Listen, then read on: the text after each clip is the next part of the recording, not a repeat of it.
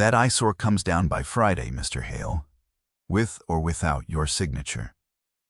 The board has already voted.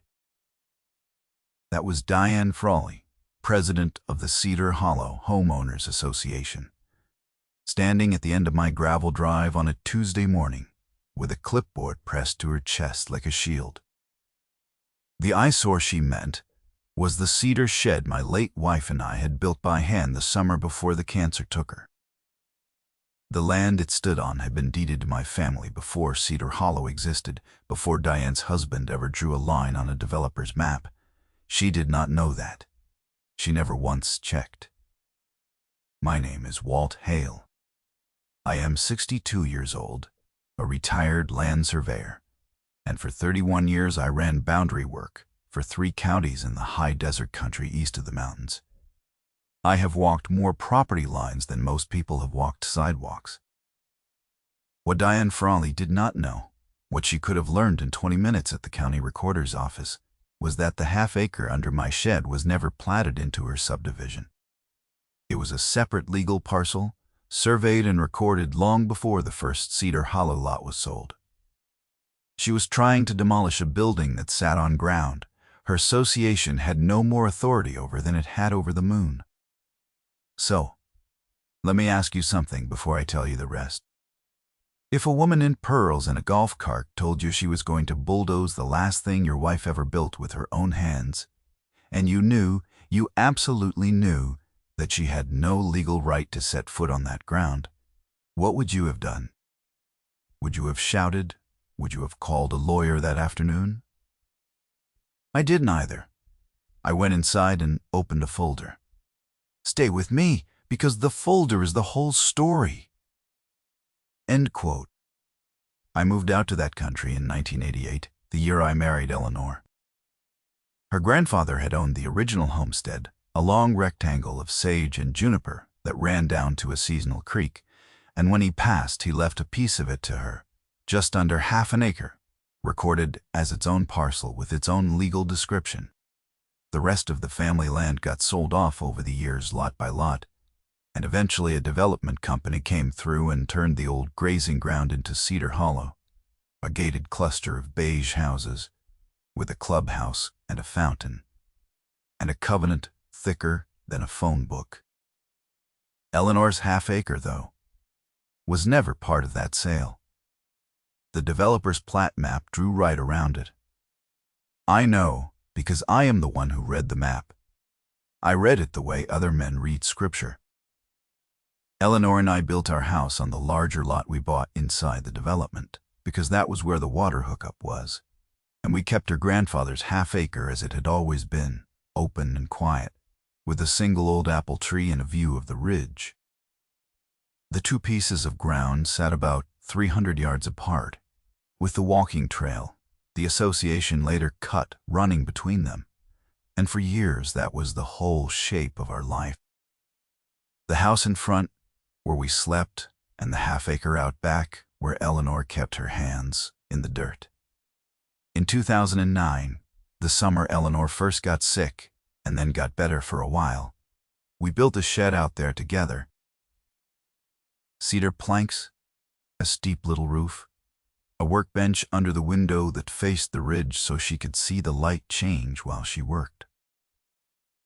She wanted a place to pot her seedlings and store her tools, somewhere that was hers and not the association's. I remember she drew the thing on the back of a feed store receipt. No scale, just a square and a triangle for the roof and an arrow pointing at the window. And she handed it to me like a set of plans and said, "Make it that." So I did. We poured the footings on a Saturday in June. She mixed concrete in a wheelbarrow with a hoe and laughed at me for measuring everything twice, for running a string line and checking it with a level, when it was just a garden shed. Old habits, I told her. A surveyor measures twice because the ground remembers your mistakes. Longer than you do, she splashed concrete on my boots and told me the ground would forgive a 1/4 inch. We set 4 footings, square and true, and I marked them with a punch. so I would always know exactly where they sat. I did not know then how much that small habit would matter. We raised the walls over 2 weekends. She nailed the cedar siding herself, board by board, and where the wood had a knot she liked, she would turn it face out on purpose so it would show. She hung a trowel on a nail by the door the day we finished, and she stepped back and looked at it the way she looked at things she was proud of, with her chin up and her eyes a little wet, and she said it would still be standing when our grandkids came to dig in it. That shed was the last thing we made before the cancer came back for good, and when she died, in 2011, I kept it exactly as she left it, down to the trowel hanging on its nail, and the dried seed packets still in the drawer of the bench. For 10 years, nobody bothered me about it. Then Diane Frawley got elected president of the Cedar Hollow board, and everything changed. I want to be fair about Diane, because the story does not work if she is only a cartoon. She was a woman who had been deferred to for a very long time. She ran the board the way some people run a small kingdom, and when she decided a thing was true, the truth of it stopped mattering to her. The first time she came to my door, in the spring of 2022, she was almost pleasant. She stood on my porch in a linen blazer that had never seen a day of work, with her sunglasses pushed up into a sharp blonde bob, and she told me the shed on the back parcel did not conform to community aesthetic standards. "It's a lovely little structure," she said, in the voice people use when they mean the opposite. "But it's visible from the walking trail, Mr. Hale, and we've had complaints. The board feels it doesn't reflect the character of Cedar Hollow." I told her politely that the shed sat on private land that was not part of Cedar Hollow, and that I would be happy to show her the parcel map anytime she liked. She smiled the way you smile at a child who has said something incorrect but charming, and she told me she would have the covenant provisions sent over. I did not argue. I went inside and I started a folder. I wrote the date at the top of a legal pad. I noted what she had said and what she had worn and the time she left. 31 years of survey work teaches you one thing above all others. The ground does not lie, and neither does a recorded document. But people lie all the time. So you write everything down. That was incident 1. The letter started in June. The first was a notice of covenant violation, citing a section about outbuildings and accessory structures, demanding removal within 30 days. I read it twice at the kitchen table, and then I did what I always do. I wrote back, by certified mail, a single calm paragraph stating that the structure stood on a separately deeded parcel outside the association's jurisdiction, and I included a clean copy of the recorded parcel map with the boundary highlighted in yellow so a person could not miss it.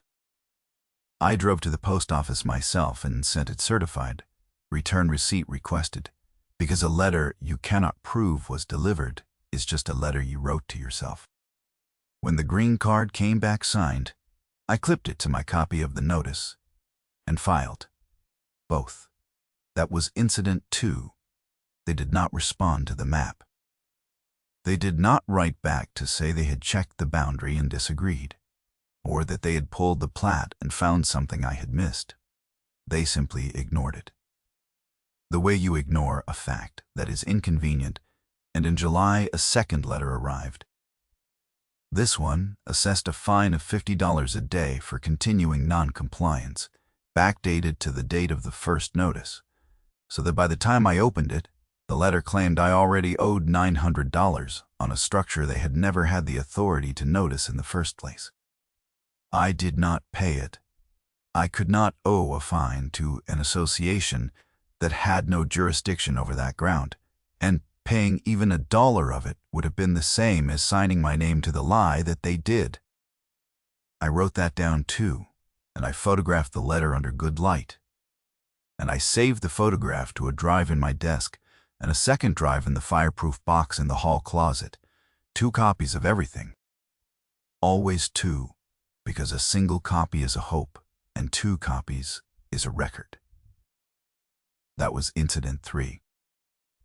By August, I understood that Diane was not going to stop, so I did what a careful man does.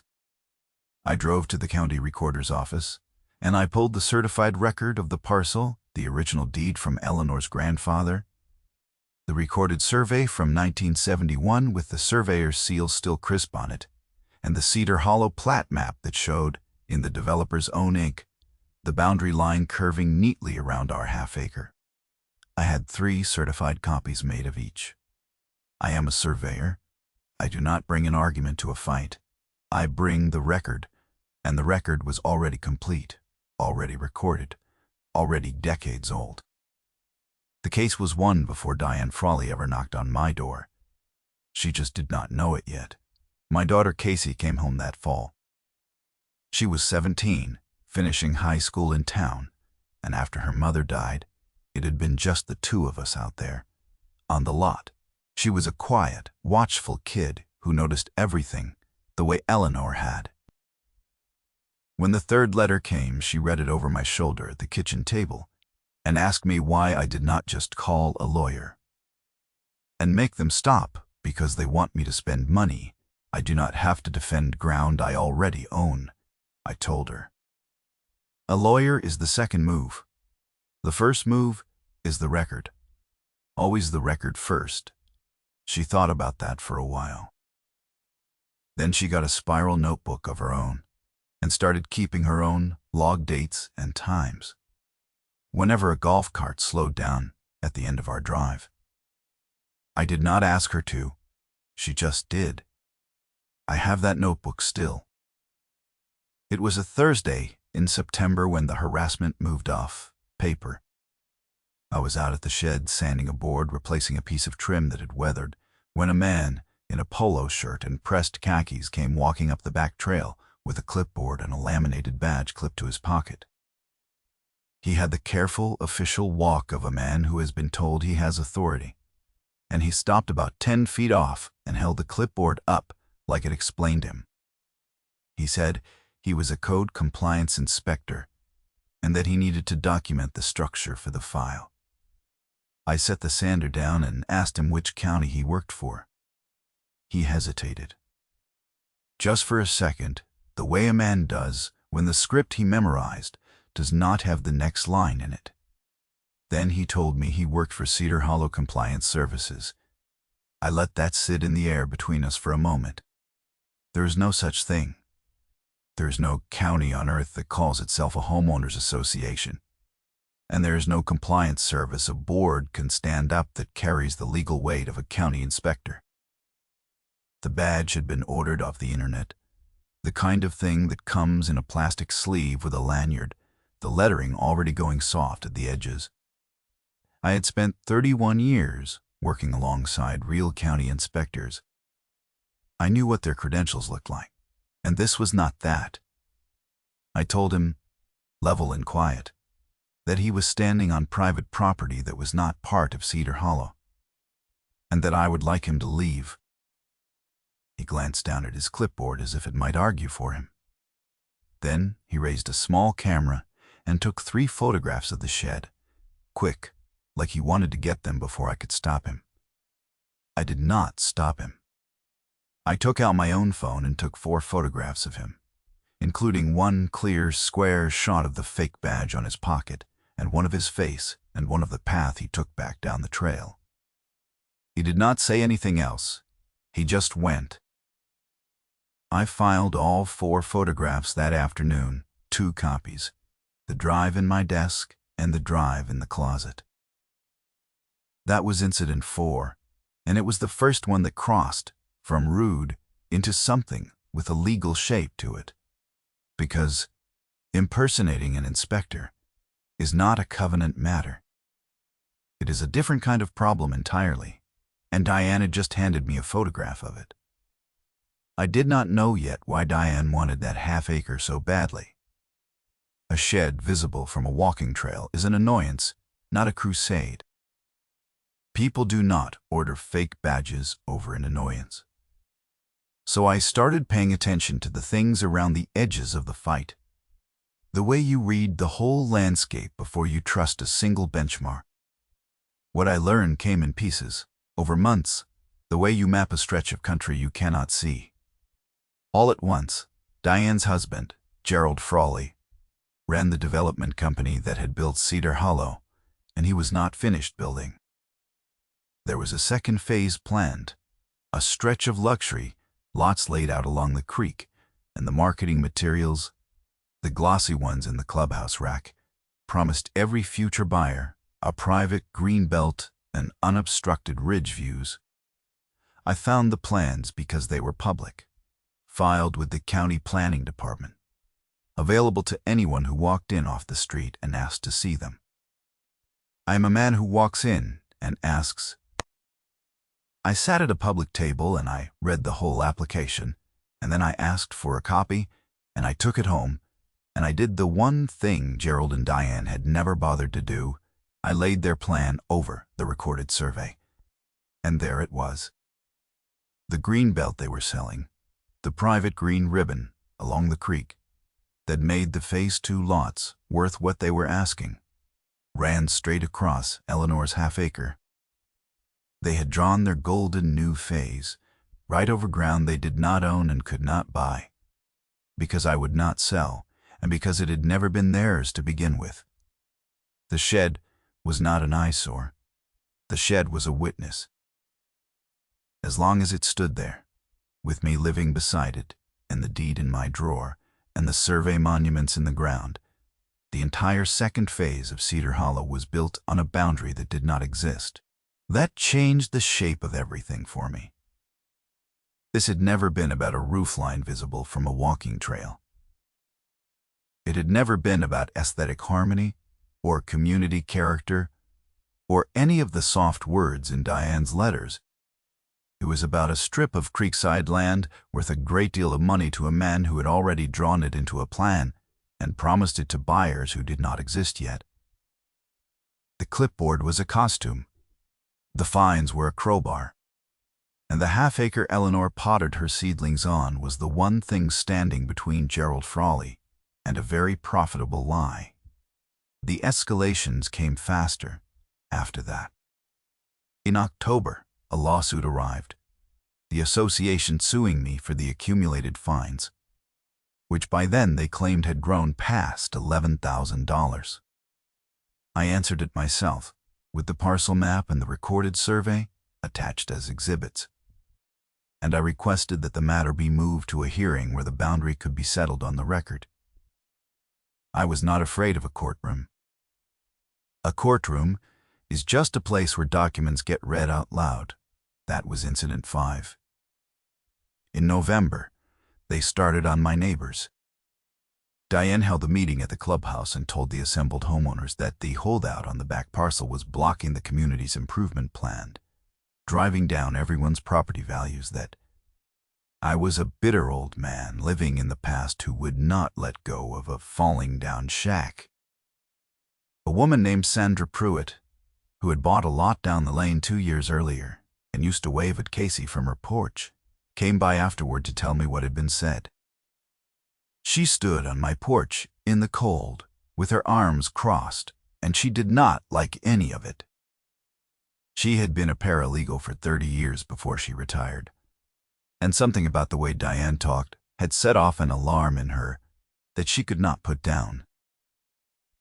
She kept saying the parcel was functionally part of the association, Sandra told me. Functionally. She must have said it 4 times. I've heard that word used that way before, Walt, in offices, by people who had a problem with their facts. It usually means legally it isn't, but we'd very much like to pretend it is. She told me she had sat in enough property meetings to know the sound of someone talking around a deed instead of through it. Then she asked me, straight out, whether the parcel was inside the subdivision or not. I told her it was not, and that I could show her the recorded map. She nodded slowly and said she had figured as much, because Diane had been so careful never to say the word recorded. She offered, before she left, to swear out a statement about exactly what she had heard at that meeting, in her own words, signed and dated. I wrote down what she said on my legal pad while it was fresh, and I read it back to her, and she corrected one word, and then said that was right. I kept her phone number clipped to the page. I thanked her, and I meant it. That was incident 6, and it was the first time I understood I was not alone in this.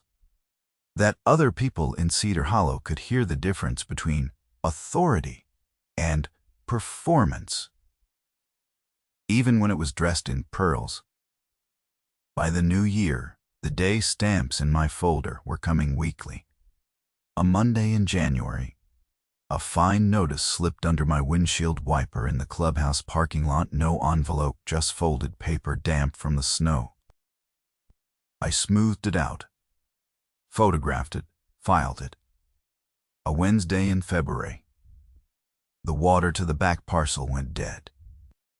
I walked the easement until I found the valve, a county valve that had no business being touched by anyone but the utility, and it had been turned by hand, hard, until it stopped.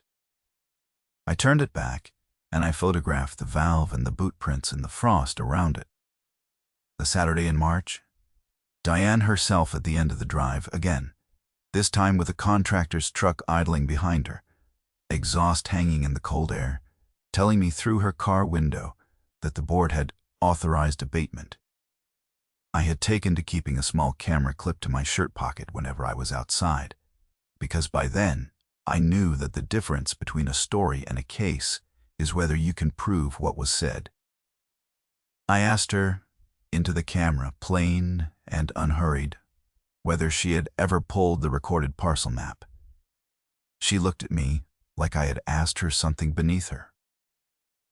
She told me the association did not need to, because the parcel was functionally part of their jurisdiction. There was that word again, the one Sandra had warned me about. That was the second time Diane said it in front of a witness, because Casey was standing on the porch with her arms wrapped around herself, and the camera caught all of it clean, the word and the truck and the date. I thanked Diane for her time. She did not know what she had just handed me. I want to slow down here, because this is the part where a patient man's patience gets tested in a way that paper cannot answer. It was the second week of April, a Tuesday night, and I was asleep. Casey was asleep down the hall. We had no warning, because they gave us none. They came at first light, before the sun was fully up over the ridge, with a compact excavator on a trailer and 3 men in vests, and they took down Eleanor's shed while we slept 300 yards away on the front lot. I woke to the sound of a diesel engine where no engine should have been, and under it, sound I did not understand at first, a cracking and splintering that I felt in my chest before my mind named it breaking cedar. By the time I got my boots on and ran down the trail, my breath tearing in the cold, the shed was already a pile of splintered planks and torn tar paper. The apple tree had a track mark gouged across its roots, where the machine had swung wide. The workbench Eleanor and I had built, the one with the knot she liked turned face out, was snapped in half in the dirt.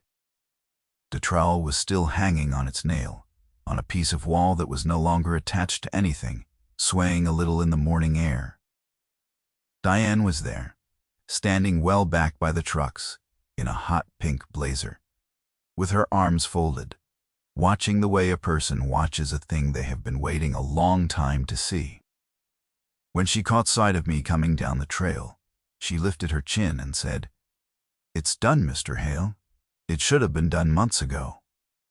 The board acted within its authority. I did not shout.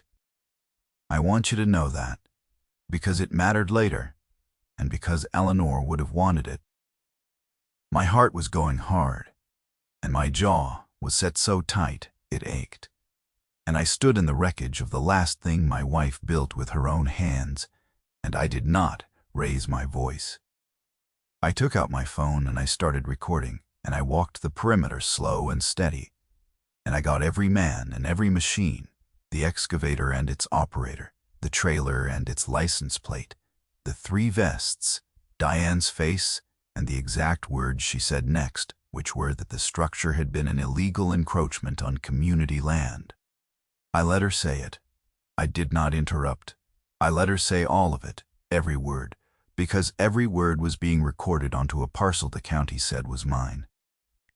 Then I lowered the phone, and I called the sheriff's office, and I reported a demolition and a trespass on a private recorded parcel, and I gave the dispatcher the parcel number from memory, the way you give someone your own birthday, because I had known that number for 30 years. A deputy named Ray Olson came out within the hour.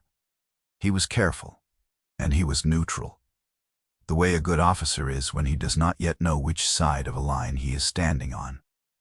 He looked at the wreckage, and at the gouged tree, and at me, and he took down what I told him without taking sides. Then he told me plainly that the association had already filed paperwork claiming an abatement order, and that on its face it looked like a civil covenant matter, the kind of thing the county does not get in the middle of. If this is a fence dispute or a covenant fine, he said, that's a court thing, not a me thing. I can't arrest somebody over a homeowners association argument.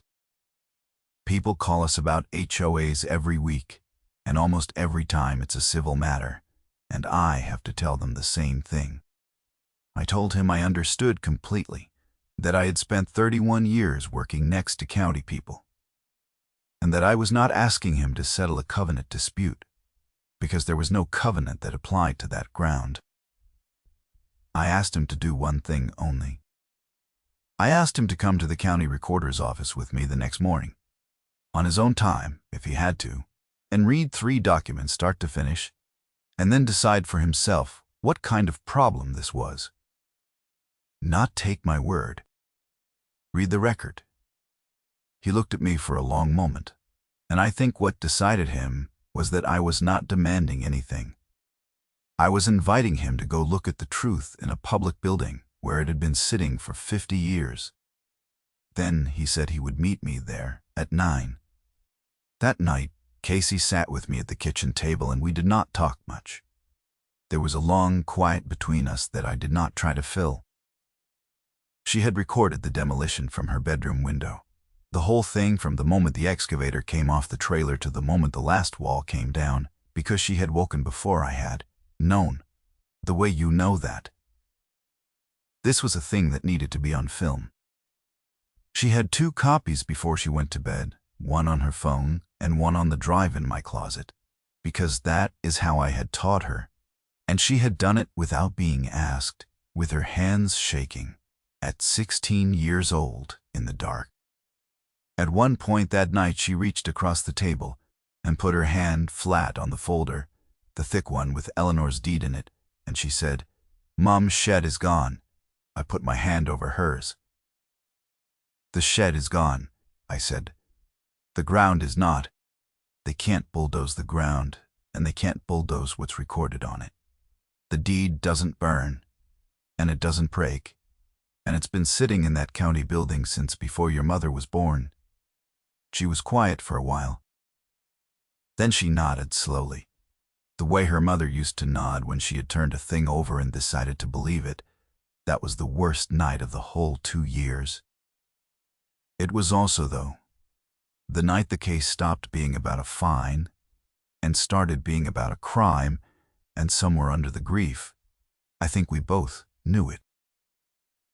The next morning I met Deputy Olson on the granite steps of the county building at 5 minutes to 9.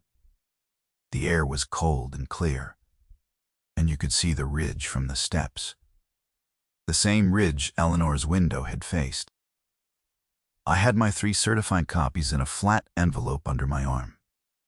We went inside to the recorder's counter together, and the clerk, a patient woman who had pulled records for me more than once over the years, asked what I needed. I told her I needed the certified originals for 1 parcel, and I gave her the number, and while she went to pull them, I laid my 3 copies out on the counter, one at a time, the way you lay out instruments for someone who needs to see the whole chain at once. First, the deed from Eleanor's grandfather, recorded in 1971, with the full legal description of the half-acre parcel, metes and bounds, the language plain and exact. Then the recorded survey from that same year, with the licensed surveyor's seal pressed into it and still crisp, showing the boundary monuments and the bearings between them. Then the Cedar Hollow plat map recorded the year the development was built, showing in the developer's own ink the subdivision boundary curving around our parcel, around it, excluding it by name and number, leaving our half-acre sitting outside the line like an island the tide never reached. I did not say much. I have learned that the record speaks more clearly when I get out of its way. The clerk came back with the county's own certified originals and laid them on the counter beside mine, and we all looked, and they matched. Line for line, seal for seal, number for number. The deputy leaned over the counter and read each one slowly, his finger moving along the legal description, and I watched him do the arithmetic in his head. The same arithmetic I had done 2 years before. Then he asked the clerk a single question. He asked whether the half-acre parcel had ever at any time been incorporated into the Cedar Hollow subdivision, or made subject to its covenants. The clerk checked the annexation records and the covenant filings, and she said no. It was a separate parcel, separately deeded, never annexed, never brought under the association's authority by any recorded instrument. Olson straightened up. Something in his face shifted. The way a man's face shifts when a thing he had been told was complicated turns out to be simple, when a gray argument goes black and white in front of him.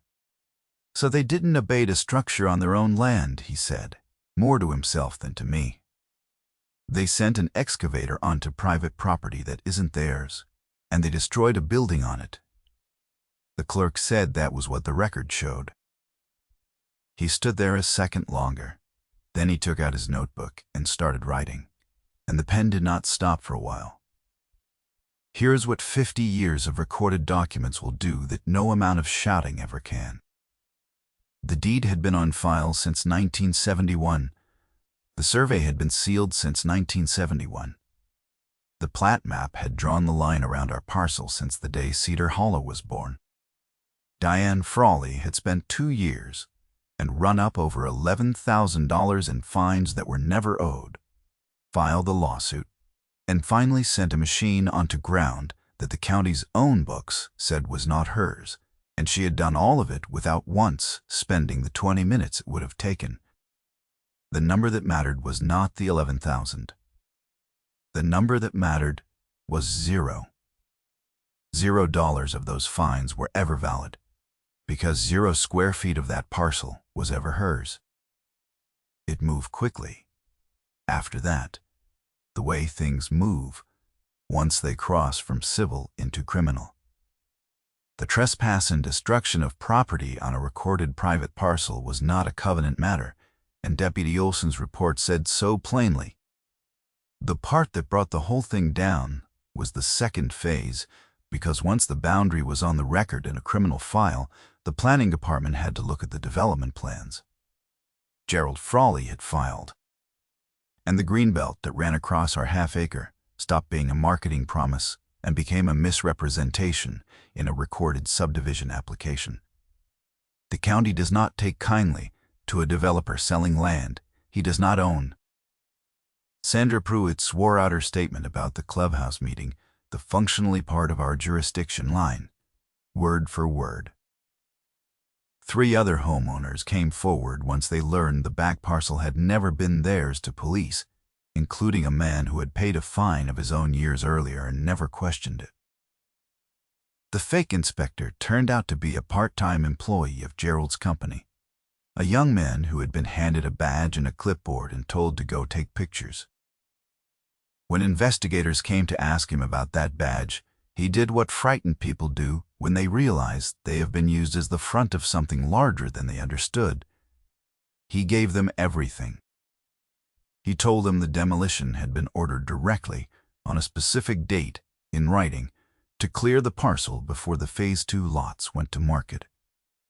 And he had kept the email.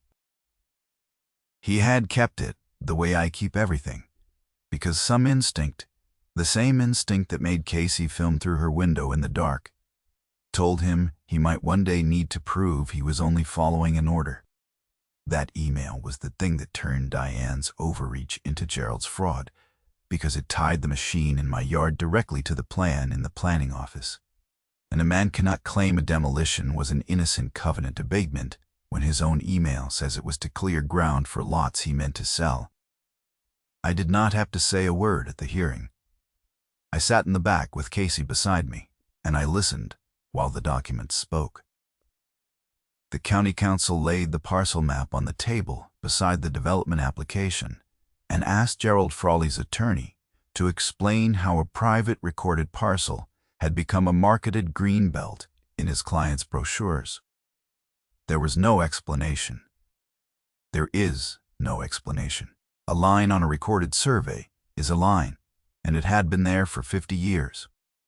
The proportionate part, the part that I think about most, is what Diane and Gerald actually lost. They did not lose because I attacked them. They lost the exact thing they tried to take. The county voided the Phase 2 plat over the misrepresentation, and the luxury lots along the creek could not be sold with a clouded boundary. And the buyers who had put down deposits wanted them back. Gerald's company faced a fraud referral and a stack of refund demands. Diane was removed as board president by her own association, the same homeowners she had whipped up against me.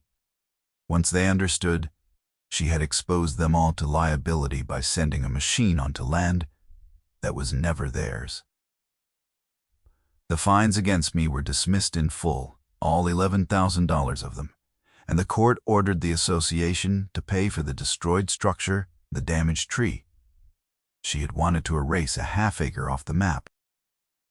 Instead, she put it permanently, indelibly, on the record, in a criminal file, and a civil judgment, and a voided plat, where it will sit long after all of us are gone. The morning the judgment came down, Casey and I drove back out to the parcel. The shed was gone, and I will not pretend the empty footings did not hurt to look at. The apple tree, though, had leafed out for spring, scarred root and all, and Casey walked the boundary with me. And I showed her where the survey monuments were set in the ground, the iron pins her great-grandfather's surveyor had driven in 1971. She crouched down and put her fingers on the cap of one of them, the way she used to touch the trowel on its nail. "It's still here," she said. And it was. The shed was wood, and wood can be broken. The line is iron and paper and ink, and it had outlasted the man who built it, the woman who potted her seedlings beside it, and now the woman who tried to bulldoze it off the earth. We are going to build the shed back this summer. Same cedar, same steep little roof. I already have the footings marked. So here is the lesson, plainly, because that is what I promised you at the start, and because Eleanor would have wanted somebody else to be able to use it. If you own a piece of ground, go to the county recorder's office and pull your deed and the recorded survey, and read the legal description against what is actually on the dirt. Know where your parcel begins and ends, and know whether it is inside an association's plat or outside it, because those are two completely different worlds, and the difference is written down where anyone can find it. If someone with a clipboard tells you they have authority over your land, ask them to show you the recorded document that grants it, and then go check that document yourself, because a title and a tone of voice are not the same as a deed. Keep a folder, write down the date, the time, what was said, and who said it every single time. And keep 2 copies of everything, one where you can reach it, and one where fire cannot. You do not need to shout, and you do not need to threaten, and most of the time, you do not even need a lawyer on the first day. You need the record, and you need the patience to let the record do the work. The ground does not lie. The paper does not lie. Be the person in the room who brought both. If you have a story like this one, a fence that moved, a fine that was never owed, a board that decided it owned something it never did, put it in the comments, because somebody reading needs to hear that the deed held. Subscribe if you want to hear how these things turn out, because the records always tell. And next time I will tell you about the man 2 valleys, over who got a certified letter ordering him to remove a barn his family had raised 80 years before the subdivision existed, and what he found rolled up inside the barn's old cornerstone when he went to take it down. That one surprised even me. Until then, walk your lines and keep your folder.